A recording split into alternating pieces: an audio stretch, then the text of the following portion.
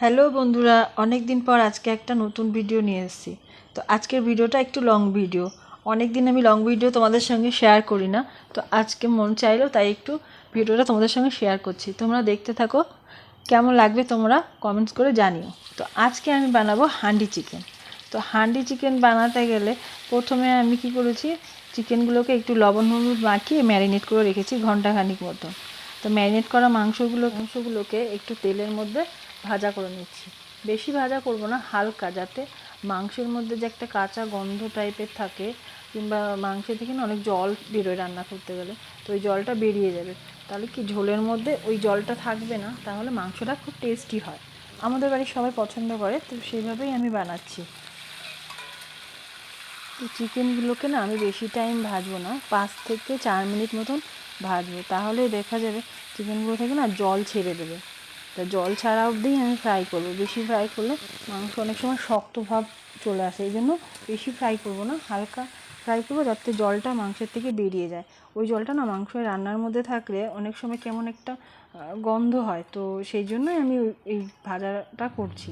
তো আমার মাংসটা ভাজা হয়ে গেছে, তো মাংস ভাজা তুলে নিয়েছি। কিছুটা তেল কড়াইতে এখনও রয়ে গেছে, তো এই তেলটার মধ্যেই না আমি কিছুটা আলু ভেজে নেব।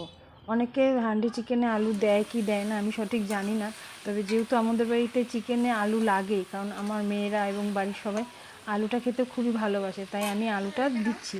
অন্যরা দেয় কিনা আমি জানি না, সেটা আপনাদের পছন্দের উপরে। আপনাদের যদি পছন্দ হয় তাহলে দেবেন, নাহলে দেবেন না। তো আমি পছন্দ হয় তাই আমাদেরকে দিচ্ছি। এবার আসছি আমি আমার মেন টেনশনের কাজে। তো মেন টেনশনের কাজ হচ্ছে হাঁড়িটাকে গরম করে রান্না করা।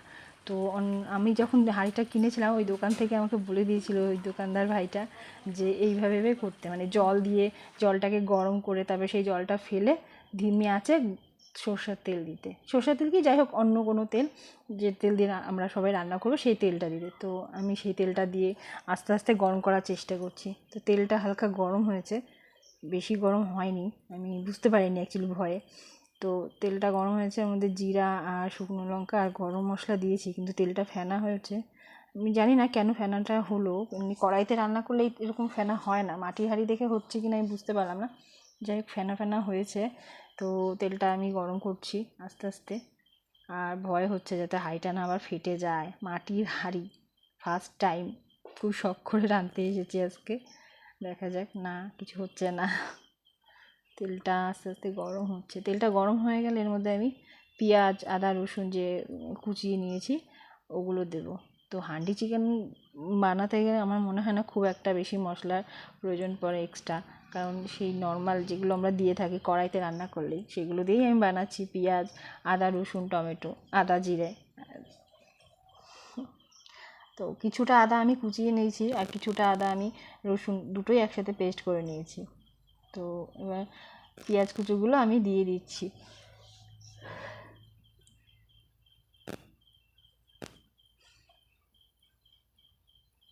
মাংস রাঁধতে গেলে প্রথমে না আমি বেশি তেল দেইনি, কারণ কড়াই না মিন্স হাঁড়িটা যদি ভেঙে যায় অনেক সময় গরমে ফেটে যায়, এই জন্য আমি অল্প তেল দিয়েই পেঁয়াজটা ভাজছি যদি কিছু হয়। তো আশা করি কিছু হয়নি এখনও পর্যন্ত। তো তেলটা আমি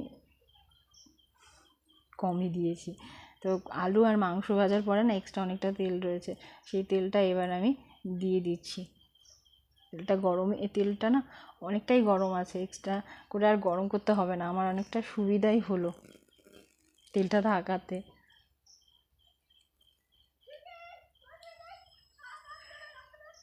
এভাবে কিছুটা আমি পেঁয়াজ ভেজে নিচ্ছি, কিন্তু আমি পেঁয়াজটা বেশি ভাজবো না। অন্য সময় কড়াইতে রান্না করলে যতটা ভাজি ততটা ভাজবো না, একটু হালকা ভাজা করে নিচ্ছি। তো এবার ভাজার পরে আমি ওর মধ্যে আদার কুচি আর রসুন গোটা আর গোটা গোটা যে 2-4টে কোয়া রেখেছিলাম রসুনের, সেগুলোও দিয়ে দিলাম। এটা বেশি ভাজবো না, কারণ হচ্ছে কি এই পেঁয়াজ আদা রসুনগুলো, কারণ আমি অনেক ভিডিওতে দেখেছি, অনেক ইউটিউবের অনেক রান্নার ভিডিওতে আমি দেখেছি যে হান্ডি চিকেনে সব কিছু মশলা একসাথে মাংসের সাথে মেখে অনেকক্ষণ ম্যারিনেট করে রেখে তারপরে ওটা ডাইরেক্ট হাঁড়িতে দিয়ে রান্না করে। তো আমি সেভাবে করিনি, কারণ ওভাবে আমি অনেক সময় পাইনি করতে, তো এভাবেই আমি করছি। কিন্তু আমি পেঁয়াজ আদা রসুনগুলো না বেশি ফ্রাই করব না, হালকা ফ্রাই করব, দেখি কেমন হয়। তো এবার আমি আদা রসুন বাটাটা দিয়ে দিলাম।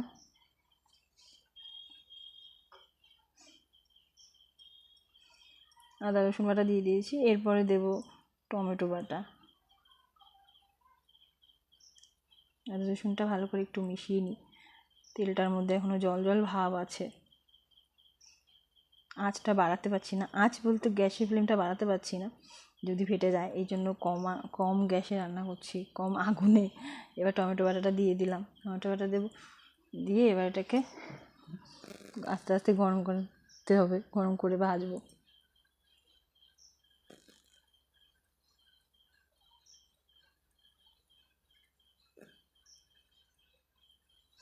এটা বেশ কিছুক্ষণ নাড়াচাড়া করে আমি এটাকে ঢেকে দেবো। ঢেকে দিলে আমার মনে হয় জিনিসটা তাড়াতাড়ি ফ্রাই হয়ে যাবে। তো ঢাকা দেওয়ার পরে হ্যাঁ সত্যি আমি দেখলাম অনেকটাই তাড়াতাড়ি ভাজা হয়ে গেছে, জলটা অনেকটা টেনে নিয়েছে। তো এবার না আমি গ্যাসের ফ্লেমটা আস্তে আস্তে বাড়িয়ে দেবো। আর এবার আমি একসাথে মিশিয়ে রেখেছিলাম কিছুটা জিরার গুঁড়ো, ধনের গুঁড়ো আর হচ্ছে গিয়ে শুকনো লঙ্কার গুঁড়ো, একসাথে জলের মধ্যে মিশিয়ে রেখে আমি একসাথেই দিয়ে দিয়েছি। তো আমি 1 কেজি চিকেন নিয়েছি রান্না করতে। তো 1 কেজি চিকেনে যারা যারা চিকেন রান্না করো তারা চিকেনের মশলার পরিমাণ সঠিক সবাই জানো, এই জন্য এক্সট্রা করে আমি মশলার পরিমাণটা তোমাদেরকে বললাম না। তো মশলার পরিমাণটা তোমরা তোমাদের ইচ্ছা মতন দিতে পারো। এটার মধ্যে আলাদা বলে দেওয়ার মতন স্পেশাল কিচ্ছু নেই, আমার যেটা মনে হয়েছে সেটা আমি বললাম। তো জাস্ট হাঁড়িতে রান্না করাটাই আমার কাছে স্পেশাল মনে হচ্ছে আজকের দিনটা। তো সেটাই, দেখি কতদূর কী হয়। তো মশলাগুলো আমার প্রায় ভাজা হয়ে গেছে, এবার আমি আস্তে আস্তে মাংসগুলো দিয়ে দিচ্ছি। আর মশলাগুলো আমি বেশি ফ্রাই করবো না, একটু কাঁচা কাঁচা ভাব রাখবো। আগেই বলেছি যে অনেকেই কাঁচা মশলা দিয়ে রান্না করে ম্যারিনেট করে রেখে, তো আমি সেই জন্যই মশলাগুলো বেশি ভাজবো না, পেঁয়াজ আদা রসুন একটু কাঁচা কাঁচাই থাকবে। তো সব মশলা আমি একবারে দিয়ে দিচ্ছি।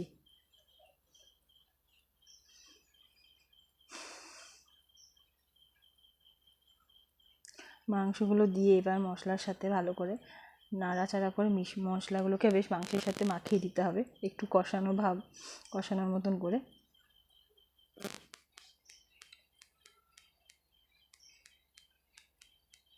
তবে হ্যাঁ, আমি যেভাবেই রান্না করি না কেন, তো এটার রান্না করতে করতে একটা আলাদা স্মেল আসছে, যেটা আমার মনে হচ্ছে কড়াইয়ের থেকে রান্না করার জন্য কিছু একটা আলাদা স্মেল, যেটা ভালোই লাগছে। আমাদের মনে হচ্ছে আশা করি ভালোই হবে, খারাপ হবে না।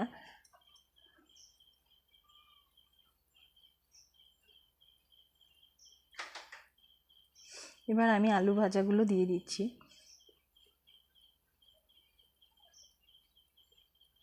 আলু ভাজাগুলো দিয়ে আলুগুলোর সাথে মাংসগুলোকে ভালো করে মিশিয়ে তারপরে আমি ঢাকা দিয়ে দেবো। হ্যাঁ, এইবার আমি এই আলুগুলো দেওয়ার পরে না গ্যাসের ফ্লেমটা বাড়িয়ে দিয়েছিলাম।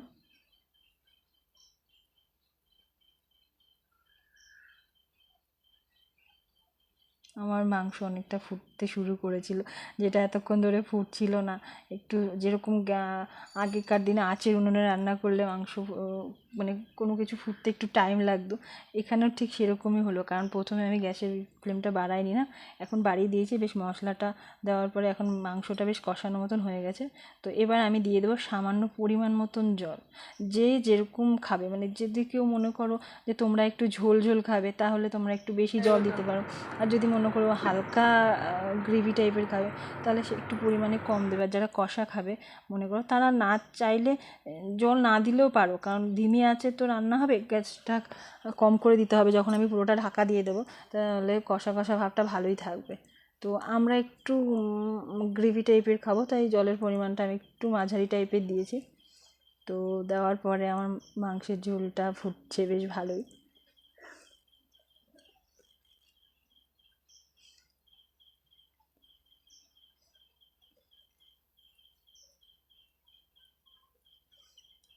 তো মাংসটা আমি আবার গরম মশলা দিয়ে দিচ্ছি, গরম মশলা লাস্টে। আশা করি আমার মাংস রান্না প্রায় হয়ে এসছে। হ্যাঁ, ফাইনালি আমার মাংস রান্নাটা হয়ে গেল। আমার হাঁড়িতে কিছু হয়নি, যেটা নিয়ে আমি খুব টেনশনে ছিলাম, আমার হাঁড়িটা যাতে ফেটে না যায়। তাই মাংসটা আমার রান্না হয়ে গেছে, এই যে। দেখেছো মাংসের রান্নার কালারটা প্রথমে একটু সাদা ফ্যাকাশে ফ্যাকাশে ছিল, কিন্তু এখন আর সেই সাদা ফ্যাকাশে ভাবটা নেই। যতক্ষণ মাংসটা ফুটেছে, প্রায় আমি 20 মিনিট মতন কম আছে ঢাকা দিয়ে ফুটিয়েছিলাম, যেটা আমি হয়তো সঠিকভাবে তোমাদেরকে দেখাতে পারিনি, তাই আমি তোমাদেরকে বলে দিচ্ছি যে গ্যাস কম করে ঢাকা দিয়ে 20 মিনিট মতন আমি রেখেছিলাম। তো আমার হান্ডি চিকেন কমপ্লিট হয়ে গেল। আমার গ্যাস বন্ধ এবার। তো দেখতে তো ভালোই হয়েছে, আমার ক্যামেরার ছবিটা খুব একটা ভালো না, তো আশা করি দেখতে ভালোই হয়েছে। দেখি এবার আমার মেয়েকে দিয়ে টেস্ট করিয়ে দেখি কি বলে, রান্নাটা কেমন হয়েছে, ঝাল লবণ ঠিক হয়েছে কিনা। দেখেছো গ্যাস বন্ধ করে দিয়েছি, তাও মাংসটা কি সুন্দর ফুটছিল হাঁড়ির মধ্যে।